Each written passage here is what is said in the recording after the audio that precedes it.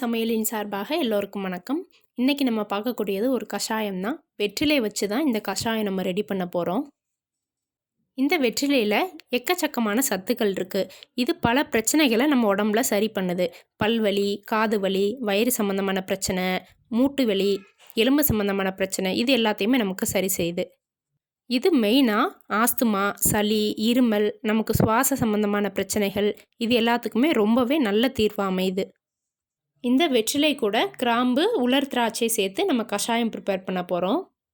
இந்த வெற்றிலை கஷாயம் ஒருத்தங்களுக்கு செய்கிறதுக்கு 1 லிட்டர் அளவு தண்ணி, சின்ன வெற்றிலையாக இருந்தால் 11 வெற்றிலை, பெருசாக இருந்ததுன்னா 9 வெற்றிலை எடுத்துக்கோங்க. எந்த அளவு வெற்றிலை எடுத்துக்கிறோமோ அந்த அளவுக்கு நம்ம கிராம்பு, 9னா 9 கிராம்பு, 11 வெற்றிலைனா 11 கிராம்பு எடுத்துக்கணும். அப்புறமா 15லேருந்து 20 வரைக்கும் கருப்பு உலர் திராட்சை எடுத்துக்கணும். நான் இன்றைக்கி உங்களுக்கு செஞ்சு காட்டுறதுக்காக ஒரே ஒரு வெற்றிலை, 2 கிராம்பு, 3 உலர் திராட்சை எடுத்திருக்கேன். இந்த மாதிரி பாத்திரத்தை அடுப்பில் வச்சுட்டு 1 டம்ளர் அளவு தண்ணி சேர்த்துக்கிறேன். நீங்கள் மொத்தமாக செய்யும்போது 1 லிட்டர் அளவு தண்ணி சேர்த்துக்கணும். அது கூடவே உலர் திராட்சையையும் கிராம்பையும் ஆட் பண்ணிடலாம். அடுத்ததாக இந்த வெற்றிலையில் உள்ள காம்பை கிள்ளிட்டு இந்த மாதிரி குட்டி குட்டி பீசஸாக ஆக்கி அதில் ஆட் பண்ணிடலாம். இந்த தண்ணியை நம்ம நல்லா கொதிக்க விடணும். ஒரு 10-15 நிமிஷமாவது நல்லா கொதிக்க விடணும்.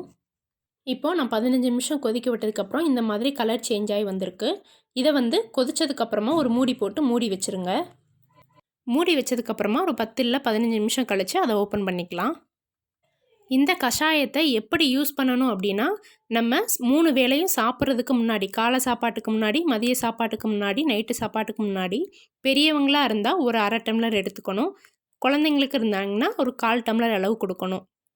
நம்ம குடிக்கும்போது அந்த கஷாயம் வெதுவெதுப்பாக இருக்கணும். அதனால் நம்ம 3 டைம், காலை சாப்பாட்டுக்கு முன்னாடி, மதிய சாப்பாட்டுக்கு முன்னாடி, நைட்டு சாப்பாட்டுக்கு முன்னாடி 3 வேளையும் அதை ஹீட் பண்ணி வெதுவெதுப்பாக தான் அதை கண்டிப்பாக குடிக்கணும். அப்படி நம்ம 3 வேளையும் ஹீட் பண்ணும்போது அந்த கஷாயம் கெட்டு போகாமலும் இருக்கும். நீங்கள் 3 வேளை ஹீட் பண்ணிவிட்டு உங்களுக்கு எவ்வளோ 1/2 டம்ளர் தேவையோ அந்த அளவு ஃபில்டர் பண்ணிவிட்டு அந்த கஷாயத்தை குடிச்சிக்கலாம். ஒருவேளை அந்த கஷாயம் உங்களுக்கு மறுநாளும் இருந்தது அப்படின்னா, அந்த கஷாயத்தில் இருக்க வெற்றிலை, கிராம்பு, திராட்சை எல்லாத்தையும் உங்கள் கைட்டே நல்லா பசிஞ்சு விட்டுட்டு அதுக்கப்புறமா ஹீட் பண்ணி மறுநாளும் அதே மாதிரி காலை சாப்பாட்டுக்கு முன்னாடி, மதிய சாப்பாட்டுக்கு முன்னாடி, நைட்டு சாப்பாட்டுக்கு முன்னாடி 1/2 டம்ளர் எடுத்துக்கோங்க. நீங்கள் இதை ஒரு நாள் யூஸ் பண்ணாலே உங்களுக்கு நல்ல டிஃப்ரென்ஸ் தெரியும்.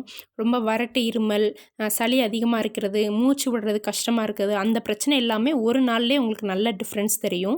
இந்த வெற்றிலை கஷாயத்தை நம்ம எடுத்துக்கும் போது இந்த சளி எல்லாமே எப்படின்னா நம்மளோட மோஷன் வழியாகவே வெளியே போயிடும். நீங்கள் சளி இருமலுக்காக ஹாஸ்பிட்டல் போகணுமோ இல்லை வேறு மெடிசன்ஸ் எடுத்துக்கணுமோ அப்படிங்கிறதே அவசியம் இல்லை. இந்த கஷாயம் வச்சு குடித்தாலே உங்களுக்கு ஈஸியாக சரியாயிடும். இதில் சேர்த்துருக்க 3 பொருளுமே நமக்கு ஈஸியாக கிடைக்கக்கூடியதான். வெற்றிலை நம்ம வீட்டில் கூட ஒரு பாட்டில் வளர்க்கலாம்.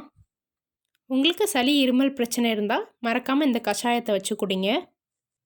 இந்த வீடியோ உங்களுக்கு பிடிச்சிருந்ததுன்னா மறக்காமல் என்னோடய சேனலை சப்ஸ்கிரைப் பண்ணுங்கள். நான் போடுற வீடியோஸ்லாம் உங்களுக்கு உடனே வரணுன்னா பெல் ஐக்கானை கிளிக் பண்ணிக்கோங்க. உங்களுக்கு தெரிஞ்ச எல்லாருக்கும் ஷேர் பண்ணுங்கள். இவ்வளோ நேரம் என்னோடய வீடியோவை பொறுமையாக பார்த்ததுக்கு ரொம்ப நன்றி.